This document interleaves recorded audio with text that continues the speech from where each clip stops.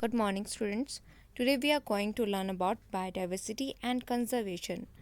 First of all, we have to know about what is biodiversity, and then we are going to learn how to conserve the biodiversity. So, what is biodiversity? Bio means life or living organism, and the diversity means variation or variety. So, what is biodiversity? The biodiversity is the variety of the life or living organism on the earth. ठीक है, जो variations हैं among the life among the living organism that are considered in the biodiversity as the two words indicate bio plus diversity. So the variability among the living organism I told you earlier from all sources. और ये sources कौन कौन से हैं जहाँ से living organism को consider किया जा रहा है from the ecosystem which are terrestrial ecosystem, marine and other aquatic ecosystem and the ecological complexes of which they are part. This include diversity within the species, between the species and the ecosystem. So जो species हैं from the various ecosystem and the variation among the species, between the species, within the species and of the ecosystem. The concept this biodiversity is given by the Edward Wilson. Next one is the levels of biodiversity. So there are three levels of diversity, that is genetic, species and ecosystem diversity, जिसकी मैं अभी बात कर रही थी यहाँ, that the diversity within the species, between the species and of the ecosystem. I told you about that between the species and ecosystem. So here these are the levels. Genetic diversity जो होगी, this is within the species present. Species diversity is within between the species. This is within, ये within the species present होगी. This is between the species and this one is the ecosystem diversity. So one by one study करेंगे. What is the genetic diversity? Is the variation in the genes and genotype within a species. Genetic diversity में हम variations देख रहे हैं within the species. हम एक species के अंदर variations देख रहे हैं कैसे, on the level of the genes, on the levels of the genotypes. Like in this, these are the variety of the rice, and in India there are 50,000 different strains of the rice. So the जो rice है उसके genes और genotypes में changes हैं, that's why there are different strains of rice are available. Then there are 1,000 varieties of mango are there and Rauwolfia vomitaria, जो इसका active chemical होता है, that is reserpine. So there are various variety of the variety of the species, we can say that, on the genetic level.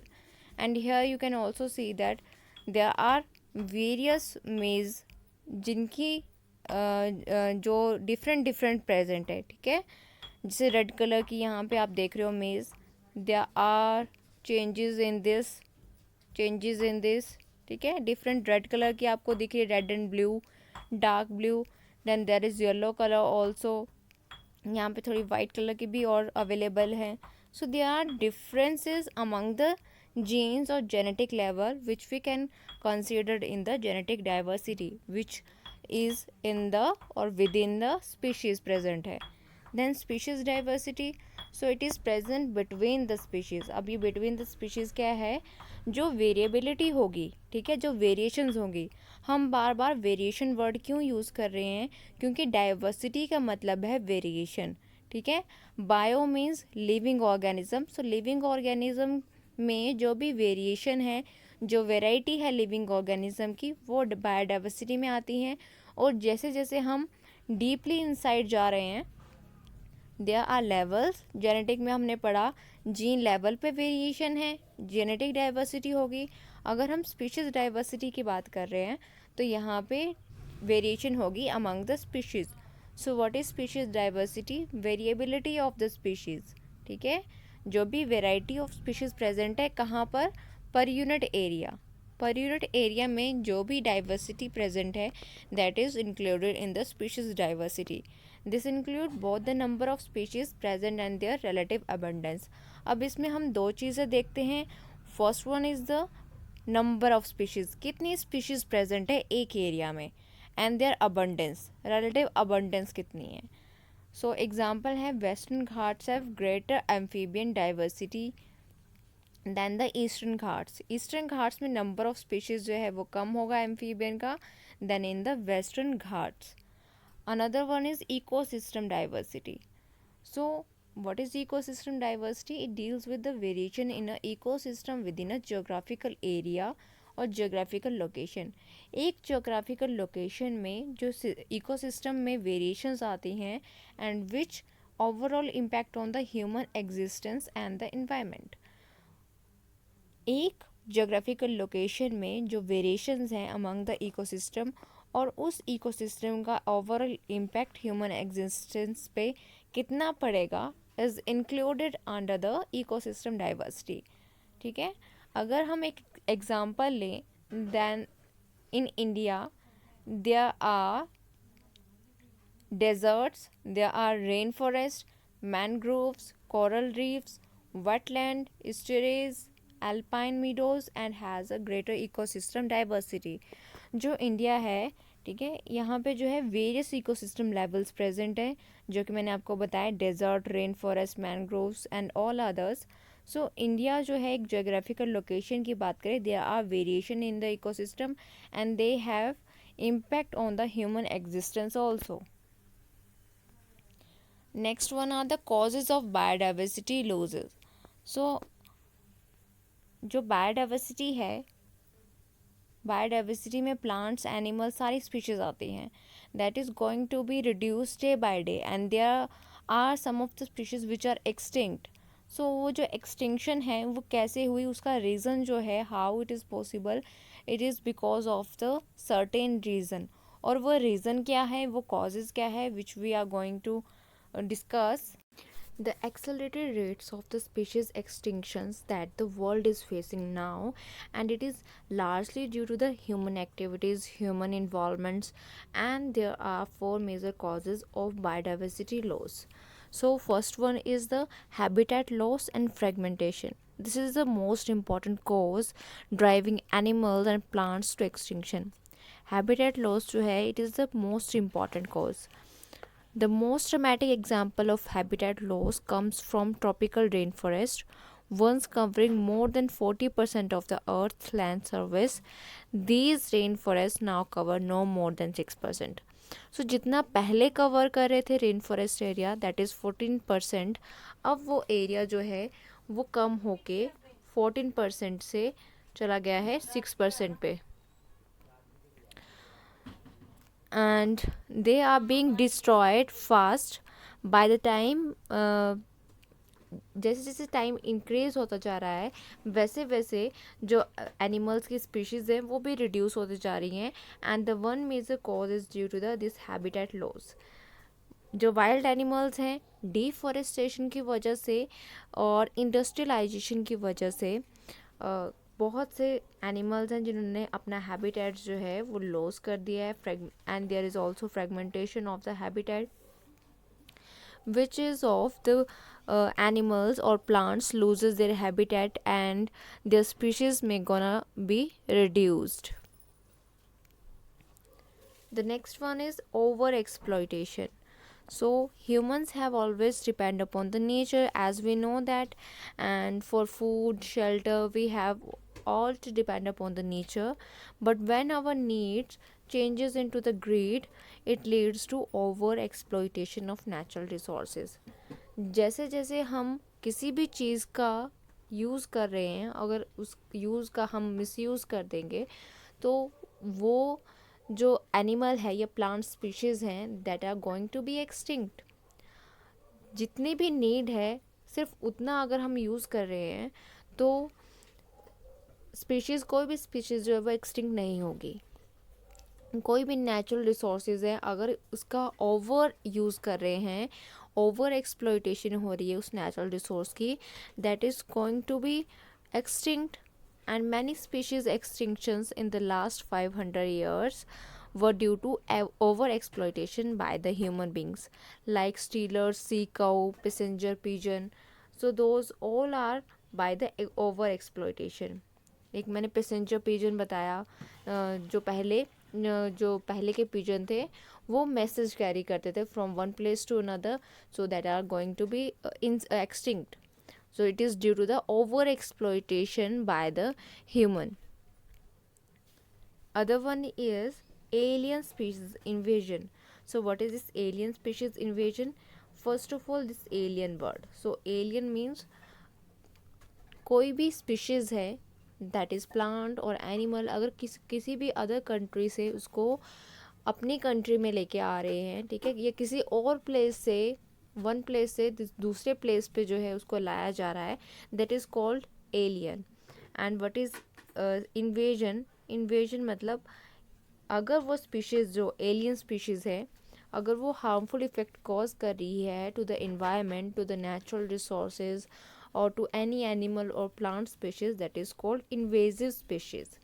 So there are some of the invasive species, alien or invasive species which cause harmful to the environment. And next one is co-extinction. So what is extinction? When a species become extinct, the plant and animal species associated with it and obligatory way also become extinct. अगर कोई species है, ठीक है, कोई भी species if it is going to be extinct, whether it is plant or animal, और अगर वो associated है दूसरी किसी species के साथ, so वो दूसरी species को भी extinct कर देगी. Like plants, अगर plants present नहीं हो गया, और अगर मैं plants का example ना लूँ, pollinators का example लूँ, like honey bee, if there is no honey bee, so pollination नहीं होगी and most of the species of the plant become extinct. और अगर plants नहीं होंगे तो human beings are also going to be extinct. So there is a chain. को extinctions हो सकती है अगर एक स्पीशीज़ जो है वो दूसरी स्पीशीज़ के साथ अटैच्ड है, एसोसिएटेड है, और उनमें से कोई भी एक स्पीशीज़ एक्सटिंक्ट हो रही है, it can leads to be co extinction. So these are some of the alien species invasion or alien invasive species. We can say that this is Parthenium, you can see all around you in the surrounding, and this is Lantana. ये दोनों जो है invasive species हैं, alien species हैं, और ये क्या करती हैं, दूसरे किसी भी प्लांट की ग्रोथ को होने से रोकती हैं. ठीक है, तो जो भी सराउंडिंग में कोई और प्लांट होगा तो उसकी ग्रोथ को रोकेगी एंड प्लस स्प्रेड आउट हो जाएगी हर एक एरिया में. This is the Nile perch, an alien invasive species which can feed on the sea-closed fishes, जो कि सराउंडिंग की फिशेस को भी ईट करती है. And next one is biodiversity conservation. Why should we conserve the biodiversity? Then there are grouped into three categories. We have three reasons to conserve our nature: the narrow utilitarian reason, the broadly utilitarian, and there is ethical one. So the narrow utilitarian is what? For conserving biodiversity. This is the obvious, we have to conserve the biodiversity, and human derives countless direct economic benefits from the nature. हमें जो है बहुत सारे benefits होते हैं nature से, like we have to depend upon the food, cereals हैं, pulses हैं, फ्रूट्स हैं, firewoods, fibre, constructions material, they are all going to be comes from the nature. And there are many more products, like products of medicinal importance. We have to depend upon the nature, on the plant species, so we have to save our nature. This is a narrow utilitarian reason. Okay, जो biodiversity है, it is important for us, and there are economic benefits. We can say that economic benefits मिलते हैं हमें nature से, so we have to conserve the nature. Next one is broadly utilitarian, and the nature provides us many more features than the economic benefits, like the Amazon forest. जो Amazon forest है, it provide 20% of the oxygen, total oxygen on the earth. जो Amazon forest है वो 20% of the total oxygen in the earth अगर produce कर रहा है. So we have to conserve the nature, and there is many more reason to conserve the nature, like pollination, I said it before. So जो pollinators हैं, we have to conserve that. अगर pollinators नहीं होंगे तो pollination नहीं होगी, and if there is no pollination, there is know many more plants which gives us oxygen, and there are no many more products which are going to be benefit us economically.